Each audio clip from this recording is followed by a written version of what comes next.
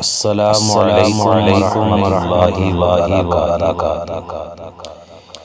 ایک شخص حضرت عمر رضی اللہ تعالی عنہ کے پاس آیا اور عرض کی کہ مجھے غسل کی حاجت ہو گئی اور پانی نہیں ملا تو میں کیا کروں؟ اس پر عمار بن یاسر رضی اللہ عنہ نے حضرت عمر بن خطاب رضی اللہ عنہ سے کہا، کیا آپ کو یاد نہیں جب میں اور آپ سفر میں تھے، ہم دونوں جنوبی ہو گئے، آپ نے تو نماز نہیں پڑھی لیکن میں نے زمین پر لوٹ لیا اور نماز پڑھ لی۔